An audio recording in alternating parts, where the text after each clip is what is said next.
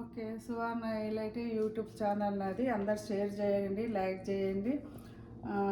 ఇది ఏంటంటే నేను ఈరోజు ఒక మామిడికాయ ఇండియా చీప్లో తీసుకొచ్చినాను. ఒక మామిడికాయతోని ఊరగాయ పెడుతున్నాను, మీకు చూపిస్తున్నాను. ఊరగాయలో నేను బెల్లం వేసుకుంటాను. బెల్లం వేసుకోవద్దన్న వాళ్ళు కూడా వేసుకోవద్దు, ఇష్టం బుద్ధి. మామిడికాయ ఇది కొలత ఇండియాలో అయితే కొలత ఉంటుంది, కానీ ఇది ఒకటే కాయ కాబట్టి కొలత తెలుస్తలేదు నాకు. అందుకని ఒక్క కాయకు నేను ఏమేమి వేస్తానో మీకు చూపిస్తాను. ఇది మనకి ఇట్లా ఈ కప్పులు మనకు దాంతో వస్తాయి, సరుకుల వాటితో దాంతో పెట్టాను.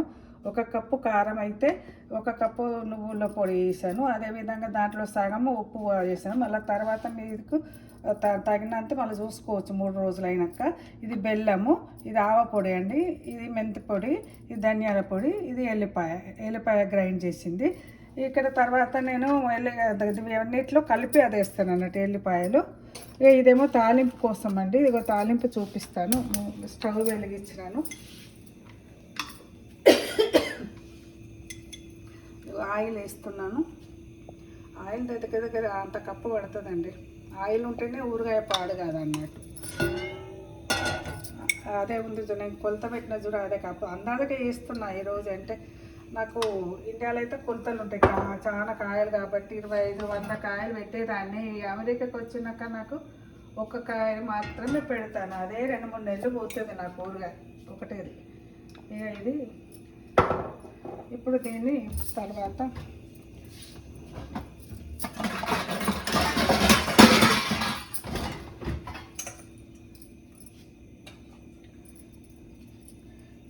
ఒక కప్పు కారం,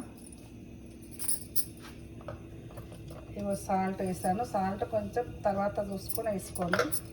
ఇది నువ్వులు పొడి, ఇవి ఆవ పొడి,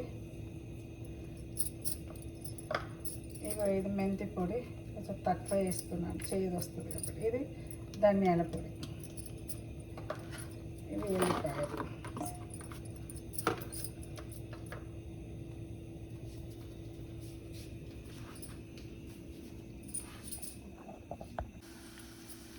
కొంచెం పసుపు పొడి వేస్తున్నాను.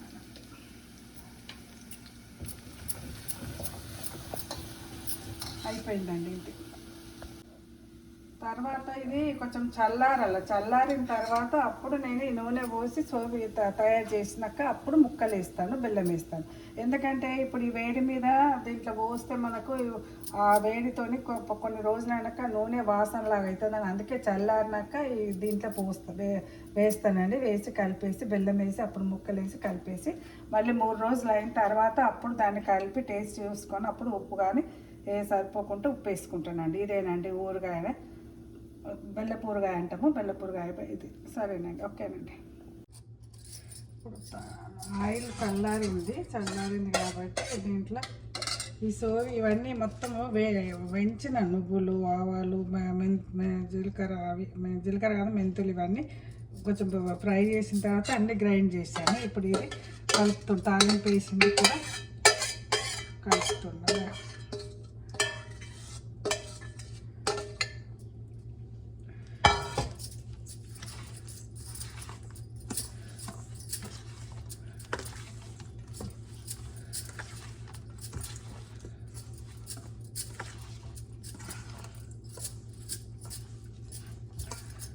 ఈ విధంగా ఆయిల్ వేసి చల్లారినాక ఈ విధంగా కలిపి తర్వాత ఊరగాయ ముక్కలు పెట్టేసి 3 రోజులు అయిన తర్వాత అప్పుడు టేస్ట్ చూసి ఉప్పు సరిపోతే సరిపోయింది. ఎంత అంతేనండి, సింపుల్గా మామిడికాయ ఒక కాయతో పెట్టాను.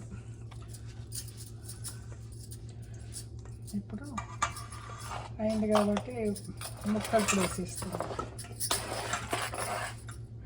ముక్కలు అదేవిధంగా ఇది కూడా బెల్లం కూడా వేసిస్తున్నాం. బెల్లపు ఊరగాయ అన్నట్టు అవన్నీ తెలంగాణలో ఇట్లా మేము పెట్టుకుంటాం.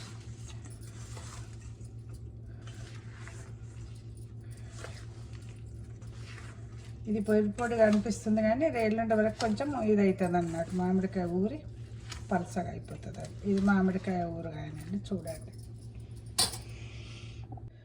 ఊరగాయలకు నువ్వుల నూనె వాడాలి కాబట్టి నా దగ్గర నువ్వుల నూనె లేదని నేను పల్లి నూనె పోసానండి. నువ్వుల నూనె వాడాలి ఊరగాయలకు. ఆవకాయ మన 3 days బ్యాక్ పెట్టాను కదా, అయిన తర్వాత ఇలా 3 రోజులు అయిందని ఇట్లా ఈ విధంగా కలిపి తర్వాత మీకు టేస్ట్ చూసుకోవాలి. ఉప్పు ఏమైనా తక్కువ అనిపిస్తే కలుపుకోవచ్చు.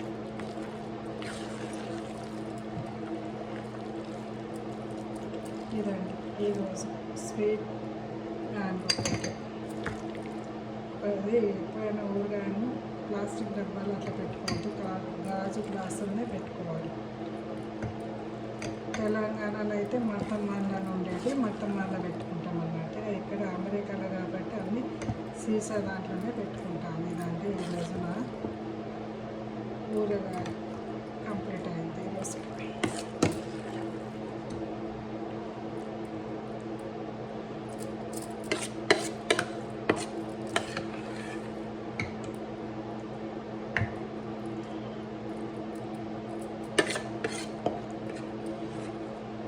ఇండియా మామిడికాయలు అయితే పుల్లగా ఉంటాయి కాబట్టి కారపూరకి బాగుంటుంది. కానీ ఇక్కడ మనకు పుల్లటి ఊరగాయ కాయలు దొరికాయి కాబట్టి నేను ఎక్కువ మటుకు బెల్లపూరగాయల తీయడికాయనే పెట్టుకుంటాను.